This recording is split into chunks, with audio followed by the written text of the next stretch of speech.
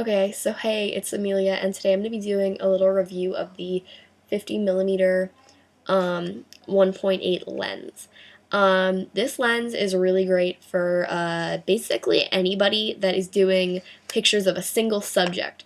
And I can guarantee you that basically any photographer is going to come across that in their career or hobby. They're going to need that at some point. Unless you're doing just group photos, which I don't really know of anybody who just comes in and takes pictures of a big group and never does maybe one or two people on their own. So this camera is amazing because you can focus up on a single object amazingly, and it's just really crisp and clean. The lens costs around, like, let me think. It's like, I would say most places, when I got it, it was $100, or $130, I forget. And I could see places in my town that sell it for $150, but it used to be like $70. So this is actually the cheapest Canon lens. There's a lot of pros and cons with this lens.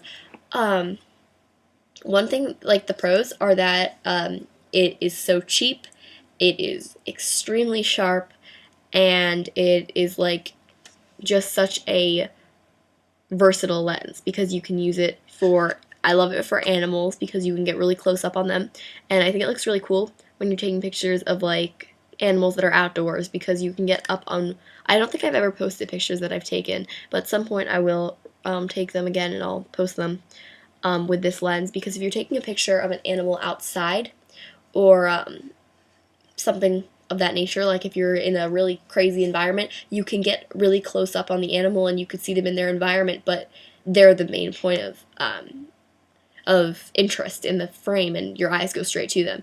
I took a picture of my pet snake. My mom was holding her, and I thought it looked cool, so I grabbed my camera and I took a picture of it. And I'll put it somewhere in the screen here if I can, otherwise I'll just link you to it below. But the cool thing about it was that it just blurred everything out so nicely. I think I used this lens. I'm pretty sure I did. Otherwise, I lied. So it's just so amazing for that because it just blurs the background so great. It's also great for if you're doing portraits of a single person. Then it's really great because you can get it focused up on them, and it's much more crisp. So the cons to this is it's just really plastic-y, but I really don't find that as an issue. I mean, this thing, it is pretty durable. Not that I've ever like dropped it or anything. I almost dropped it if you watched my last video where I explained that story, but yeah, I don't really see any issue. Now, I do keep a filter on it. I have a, I'll show you, I have a Polaroid. I know, Polaroid makes filters now. Don't get me off about that. It's just, I find it so strange that Polaroid is now making filters, because it used to be just a camera company, but now it doesn't even make cameras. I don't think. Does Polaroid still make cameras? But yeah, so I use a 50mm 1.8. I mean, a filter. Sorry, totally rambling. It's kind of late. So I use a filter on here, which is just a multi-coated UV filter, and I feel like it protects the glass as well. I use filters on all my lenses that I can. So if you guys were wondering, if it also, you also might be sacrificing some of the quality if you don't use a filter. But a lot of people can protest against that.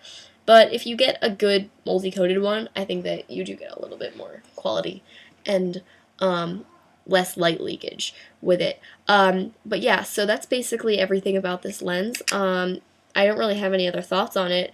It's just a really great all-around lens, and I think that everybody should have some sort of 50mm because it's a very classic lens also to have and learn and how to use and to learn how to use.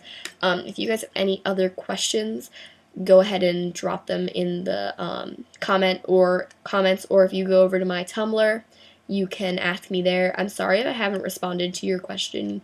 I might have deleted it or something. I prefer to answer in video form because I'm not really good at explaining camera stuff by typing, even though I enjoy writing a lot. It's just I can't really describe that well. So if you guys have any questions, just ask me. You can even ask on Anonymous. Just don't hate, because I usually delete it. Okay, see ya, and I'm going to be making another video really soon.